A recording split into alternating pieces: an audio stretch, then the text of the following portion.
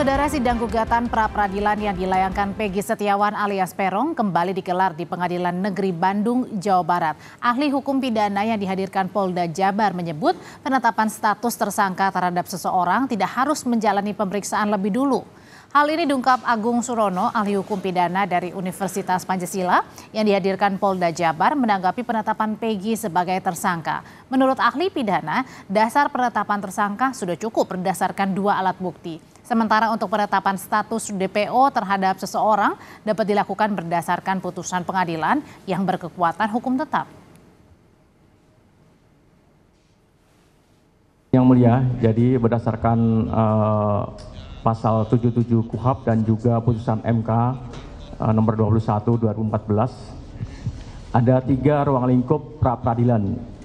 Yang pertama, sah atau tidak sahnya penangkapan, kemudian penahanan, kemudian penghentian penyidikan, penghentian penuntutan, juga berkaitan dengan penggeledahan dan penyitaan.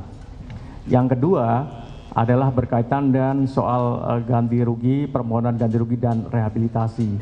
Dan yang ketiga, berdasarkan putusan MK tersebut diperluas, termasuk juga adalah penetapan tersangka. Berdasarkan putusan Mahkamah Konstitusi dan juga berdasarkan norma yang ada di dalam KUHP, maka seseorang ditetapkan sebagai tersangka itu harus ada syaratnya. Apa itu? Syaratnya adalah pertama, terpenuhinya ya minimal 2 alat bukti dalam tahapan penyidikan, dan dengan minimal 2 alat bukti tersebut maka seseorang atau yang diduga melakukan tindak pidana itu bisa ditetapkan sebagai tersangka. Jadi dasar untuk menetapkan tersangka itu adalah minimal 2 alat bukti sebagaimana dimaksud dalam pasal 184 ayat 1 KUHP. Demikian yang didapatkan dari DPO itu, dari DPO-nya yang mulia ya. Dari DPO tentu di dalam biasanya dalam prosesnya ada katakanlah seperti contoh dalam putusan pengadilan menyebut bahwa seseorang itu menjadi DPO. Biasanya secara eksplisit itu dicantumkan berdasarkan pertimbangan dari hasil putusan pengadilan yang berkekuatan hukum inkrah, maka itu bisa saja dijadikan sebagai dasar untuk menetapkan hal tersebut. Kalau penyidik Perdebatan kembali terjadi saat kuasa hukum Peggy menanyakan penetapan DPO terhadap Peggy sah atau tidak. Kuasa hukum Peggy terus mencecar karena ahli yang dihadirkan tidak menjawab hingga hakim ketua menengahi perdebatan keduanya. Jika mereka menentukan menaikkan dia sebagai DPO tahun 2016, tapi penetapannya tanggal 21 Mei 2024. Apakah itu sah menurut ahli? Mohon izin yang mulia, tadi dalam kaitannya dengan putusan pengadilan tadi dijadikan sebagai petunjuk. Dan ketika kemudian penyidik menemukan alat bukti minimal 2. Meragukan keahlianmu kalau begini.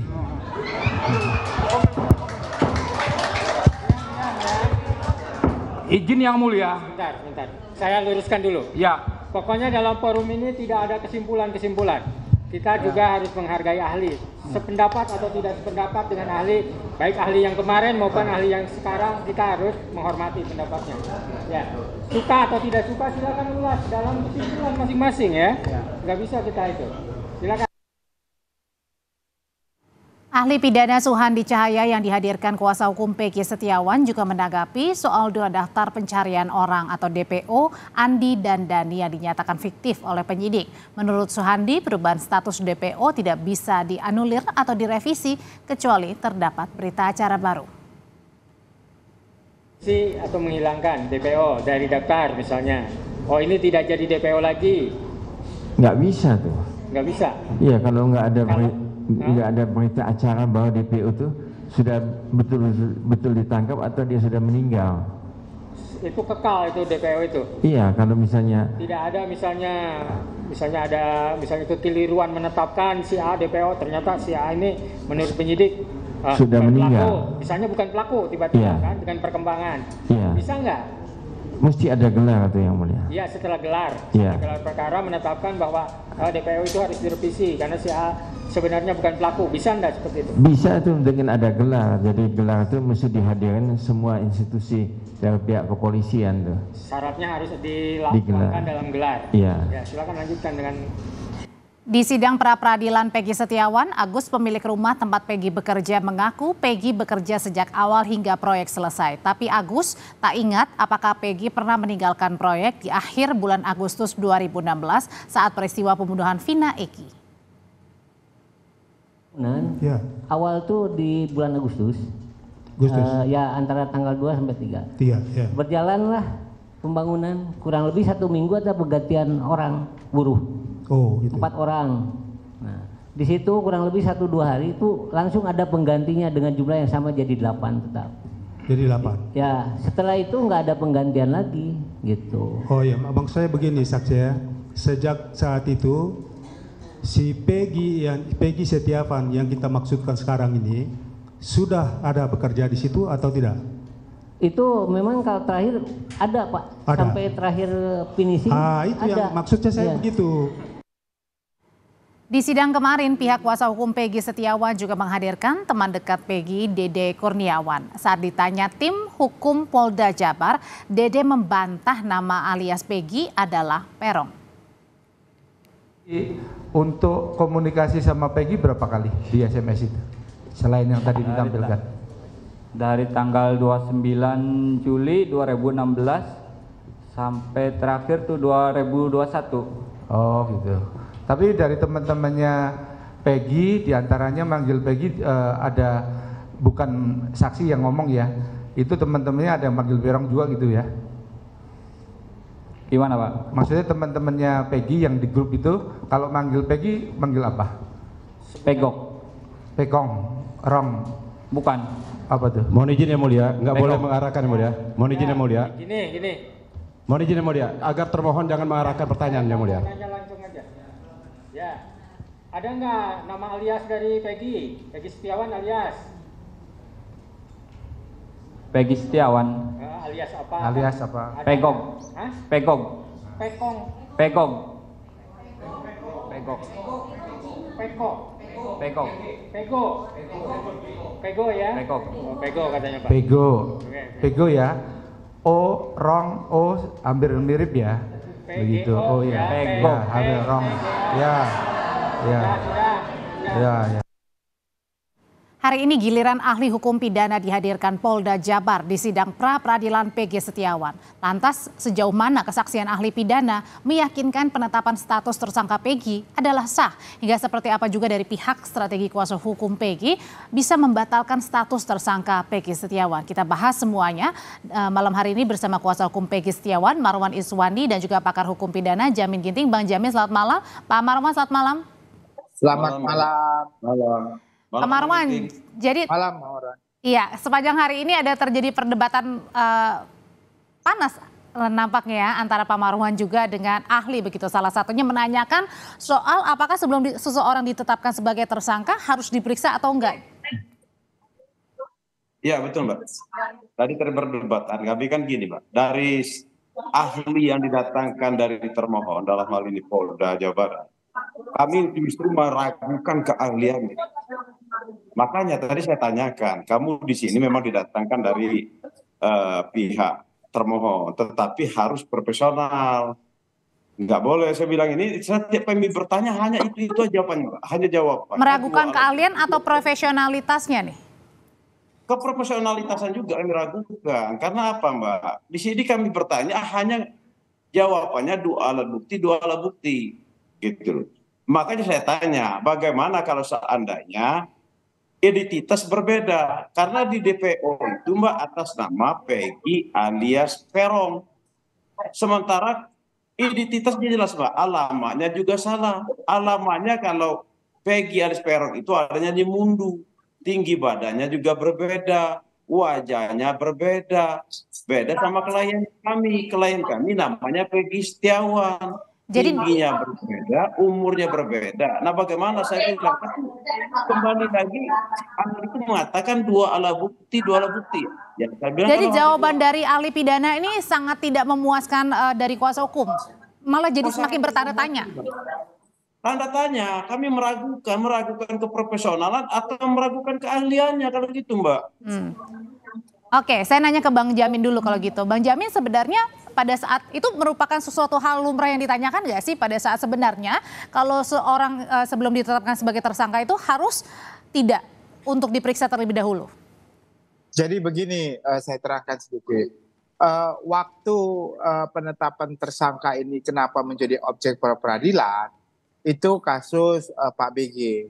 Itulah yang kasus di mana adanya kesewenang-wenangan penyidik dalam menetapkan seseorang menjadi tersangka yang belum pernah diperiksa sebagai saksi.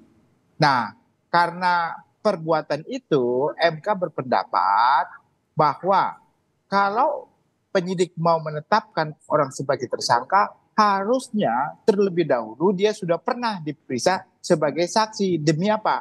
Demi menjaga hak netralitas dan juga hak asasi orang. Ya, karena dia bisa membantah dan bisa juga memberikan keterangan yang berbeda, membela dirinya.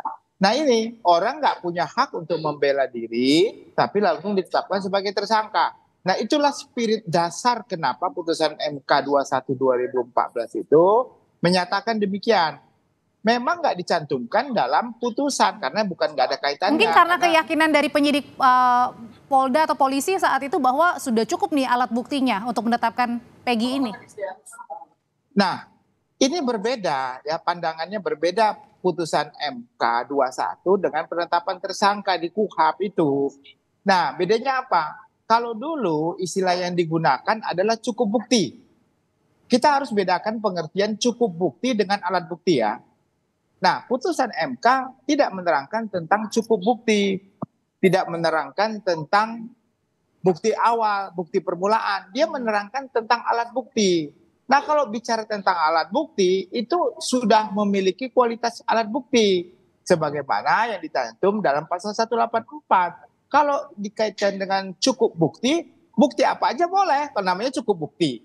Bisa alat bukti, bisa barang bukti. Nah, itu spiritnya dulu itu berbeda. Jadi pandangan ini harus diluruskan.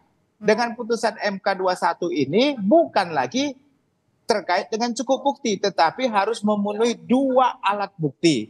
Sebagaimana 184. 184 itu adalah kualitas alat bukti. Di situ ditekankan contohnya, alat bukti saksi, alat bukti surat, klasifikasinya sudah disebutin. Nah, harus memenuhi unsur itu semua. Termasuk dalam proses penyidikan juga harus punya kualitas sebagaimana yang dimaksud dalam pasal 184. Termasuk juga dengan sebelum menetapkan seorang sebagai tersangka itu tadi ya, diperiksa dulu sebagai saksi. Ya karena normanya udah berubah. Karena penetapan tersangka ini dulu nggak ada di pra-peradilan, nggak ada itu. Karena memang proses pra-peradilan itu hanya mengenai proses terkait penyitaan dan segala macam itu ya. Nggak ada karena hakim ini MK tahu dalam menetapkan tersangka ini harus hati-hati sehingga jangan sampai Anda tetapkan tersangka lalu Anda nggak pernah dia periksa sebagai saksi. Makanya di dalam pertimbangan putusan MK itu dicantumkan itu supaya dalam penetapan tersangka harus diperiksa dulu sebagai saksi. Demi apa? Menjaga martabat dan harkat dan pembelaan diri orang itu. Begitu. Kalau gitu Pak Marwan, sebenarnya dari melihat kualitas sidang hari ini bahwa dari pihak Polda hanya menghadirkan satu ahli pidana saja, ini semakin yakin nggak sih bahwa memang ini salah tangkap nih, bukan Peggy pelakunya? Saya berkeyakinan banget, berkeyakinan betul kalau Peggy Setiawan ini adalah salah tangkap, salah orangnya. Karena apa? Apa yang disampaikan oleh Bang Jamin Ginting tadi, setuju sekali saya. Dan mereka ini Mbak telah melanggar Perkap Kapolri. Jadi klien kami Mbak, biar masyarakat tahu, klien kami ini Mbak ditangkap, ditersangkakan dulu, baru dikumpulkan barang alat buktinya. Tapi kemarin Mbak, salah satu ahli yang dihadirkan dari tim kuasa hukum juga menyatakan bahwa penetapan tersangka sah atau tidak itu bukan di ranahnya pra-peradilan.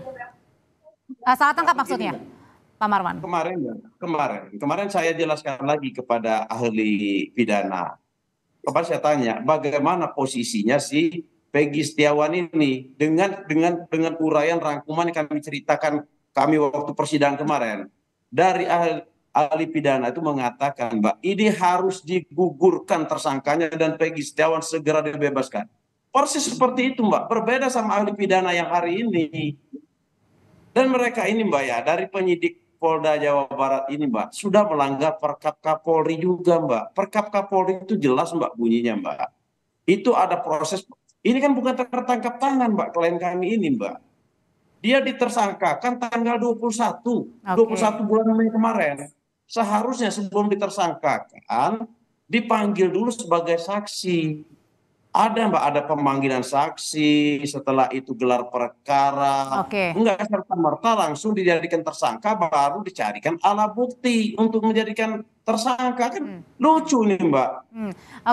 Bang Jamin, kalau melihat dari peristiwa kemarin dan juga sekarang, kalau kemarin dari tim kuasa hukum Peggy Setiawan ini banyak yang dihadirkan, bukan hanya satu ahli saja, tetapi juga dari rekan kerja Peggy, waktu itu bos Peggy yang pada saat itu bekerja di Bandung. Nah, tapi kalau ini hanya satu ahli pidana yang didatangkan dari pihak polisi, banyaknya yang dihadirkan saksi di pra-peradilan, ini mempengaruhi nggak keyakinan hakim?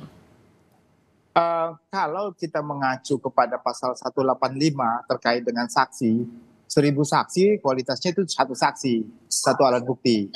Jadi berapa? Cuma memang kalau lebih banyak lebih memberikan keyakinan. Karena kan dalam 183 KUHP itu hakim dalam memutuskan berdasarkan 2 alat bukti dan keyakinan.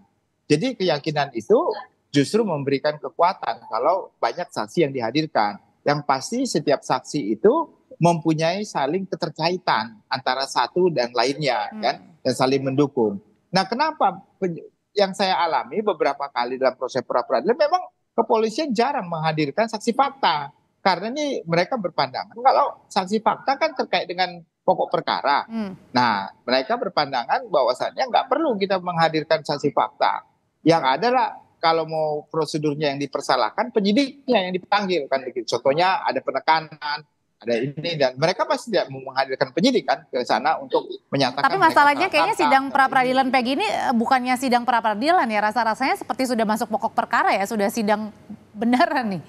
Ya mau nggak mau seperti itu, Mbak, karena hakim ini harus tahu juga pokok perkaranya seperti apa dalam hal dia, karena ini kan yang ditetapkan terkait dengan penetapan tersangka. Kalau penetapan tersangka itu kan sudah ditetapkan tersangka, berarti ada perbuatan pidana yang sudah dilakukannya. Gitu kan, yang diduga dilakukannya dengan 2 alat bukti. Nah, perbuatan apa? Nah, itu harus diuraikan. Memang begitu. Nah, karena penetapan tersangka inilah. Jadi sekali lagi kalau kontroversi terkait apakah saksi harus diperiksa sebelumnya itu terkait dengan ada penetapan tersangka, itu nggak perlu diperdebatkan lagi sebenarnya ya. Perkap Kapolri, putusan MK sudah ada itu sudah nyata dan memang itu. Nah, sudah ada ketentuannya. Ya, kalau gitu besok kan ini menjadi hari terakhir ya sebelum nanti diputus oleh hakim ya, Pak Marwan ya. Besok adalah kesimpulan ya, betul ya? Ya, Mbak. Oke, jadi besok apa lagi ya mau dihadirkan dalam kesimpulan nih untuk bisa meyakinkan hakim? Enggak, kesimpulan aja, Mbak. Senin udah putusan. Jadi menerima kalau misalnya putusan akhirnya Peggy tetap sah untuk penetapan tersangkanya, artinya nanti langsung mengumpulkan semuanya pada saat sidang nanti. Ya, kalau kami, Mbak, kalau kami tetap optimis, Mbak, kami tetap optimis kalau Peggy Setiawan ini akan digugurkan tersangkanya. Ini optimisme kami, Mbak. Tetapi apa yang Mbak tanya tadi, bagaimana kalau terjadi, kan tidak tertutup semua kemungkinan ya, kan berhadapan sama kami, terpaksa kami harus melakukan ya di pokok perkara, Mbak. Nah, kalau dari Bang Jamin nih, kita berandai-andai dulu ya, Bang, karena pasti publik juga pengen tahu sebenarnya cepat-cepat untuk di hari Senin. Tapi kalau kita boleh lihat lah dari jalannya Senin, Selasa, Rabu, Kamis, kemarin dan sekarang terutama dalam menghadirkan ahli maupun juga saksi, kira-kira dikabulkan atau enggak nih pra-peradilan Peggy? Aduh, saya sulit untuk berandai-andai ya. Tetapi kalau saya mau jujur terkait dengan berapa klausula yang dimohonkan ya, apakah penyitaan kan sudah jelas ya, artinya polisi juga nggak menghadirkan adanya izin atau persetujuan dari ketua pengadilan terkait penyitaan. Kemungkinan itu lebih kuat ya. Terkait dengan penetapan tersangka, kita nggak bisa berandai-andai, tapi dengan tidak disebutkannya atau pernah diperiksanya, sebagian hakim ada yang memutuskan, ada sah, ada sebagian juga tidak memutuskan sahnya. Nah itulah namanya peradilan kita itu kan tidak binding by jurisprudence gitu ya, tidak mengikat. Bang Jamin, ya, gitu. Nah kalau misalnya ini kan peristiwanya pembunuhan ya, ada korban tewas. Nah tapi kemudian misalnya salah satunya disebutkan akun Facebooknya Peggy ini disita gitu. Nah ini ada kaitannya nggak dengan status Facebooknya Peggy pada saat sebelum tanggal kejadian dan setelah tanggal kejadian? Ya. Itu kan harus ada scientific crime investigation terkait dengan itu ya. Apakah dia akan menunjukkan komunikasi pembicaraan, apakah dia akan menunjukkan lokasi di mana dia berada pada saat kejadian terjadi. Nah itu banyak sekali ya kegunaannya begitu. Kalau merasa penyidik merasa perlu, sebenarnya apa aja boleh mereka sita gitu. Mau Facebook, mau apa, itu tuh hak mereka lah. Jadi nggak harus berbentuk fisik ya, misalnya apa alat yang dipukul oleh pelaku? Dia sulit ya untuk membuktikan ini, itu sebuah untuk petunjuk saja ya, bukti surat. Karena dalam konteks pembunuhan, alat bukti elektronik itu nggak bisa dijadikan sebagai alat bukti ya. Karena KUHP kita yang sekarang ini, yang belum berlaku, yang berlaku sekarang, alat bukti elektronik itu nggak bisa jadi alat bukti. Ya cuma sebagai barang bukti bisa, bukti petunjuk bisa. Karena di 184 itu transaksi elektronik, data elektronik, itu bukan menjadi alat bukti yang sah gitu. Oke, balik lagi ke soal kemarin ya dalam sidang yang terakhir adalah soal penggunaan juga ya nama alias Peggy itu adalah Peron seperti itu. Nah tapi ini semua nanti kita akan tunggu ya di hari Senin apa keputusan atau finalisasinya dari hakim, dan besok ada di kesimpulan dari pihak pemohon maupun juga termohon. Terima kasih Pak Marwan, terima kasih Bang Jamin, sehat selalu Bapak-bapak.